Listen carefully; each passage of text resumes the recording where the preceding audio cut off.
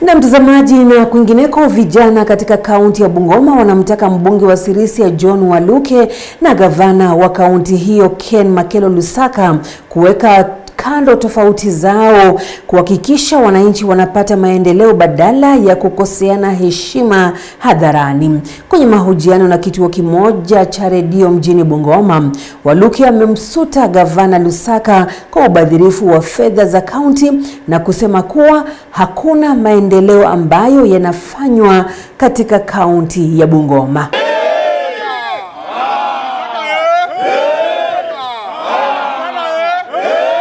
Okay, kwa majina ni Werunga Wangila Morris, Youth Leader Kandui, na mimi niko hapa leo kusema Lusaka governor wa Bungoma anafanya kazi. Penye tumesimama hapa, huu ni mradi wa county government ya Bungoma, bus stage ya Kandui. Na sisi tunashukuru governor kwa huu mradi. Huu mradi unaenda kumalizika very soon na sisi tutaioccupy. Tafadhali Meja Waluke, kila mtu alime mkaa yake. Mr. Waluke, niko na message moja kwako. Wacha governor afanye kazi. Mambo mingi wachana nayo.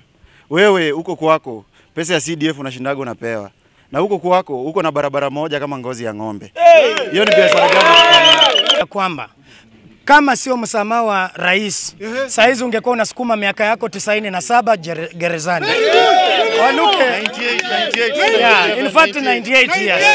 Waluke wewe, hata president akikuwa hapa, tayari ulijicontradict. Unatuambia mahindi pande juu na watu wa hapa Kenya, Bungoma tuko na mahindi. Na wewe ndio uliba mahindi yetu Waluke.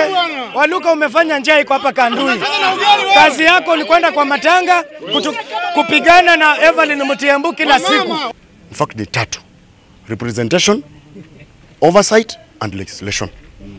Kazi ya mbunge na kazi ya governor, yeye ni kudeal na kaunti yote mzima na kuhakikisha kwamba pesa ya Bungoma inakuwa inashughulikiwa vizuri. Na kuna mtu anaitwa senator. Kazi ya senator ndio yake ya kwenda ku oversight nani? Governor. Mbunge aenda oversight juu. Mbunge tu hata yake imemshinda huko, anakuja hapa kwanza kuzozea governor. Wewe wakati ulikuwa kwa msiba tukakuweka kama mwenyekiti wa wabunge Western kwa sababu ya heshima tuko nayo kama kiongozi wa Bungoma. Lakini heshima sio utumwa. Ukinaanza Jumapili unaenda crossfire, unaongea mabaya katika gavana wetu wa jimbo la Bungoma, gavana Lusaka. Nataka tukuambie hivi Mheshimiwa Waluke. Mheshimiwa Waluke, kila mtu alime mkao yake. Ni Secretary General wako Kioni wa Jubilee amekutuma ama umetumwa na nani? Kwa sababu wewe unajua kwamba haukusaidia sisi kuunda hii serikali. Kwa hivyo tunaomba tu kitu moja Mheshimiwa Waluke, heshima si utumwa. Heshimu gavana Lusaka na yeye pia atakuheshimu, na sisi kama tumesimama hapa kama jeshi ya gavana Lusaka.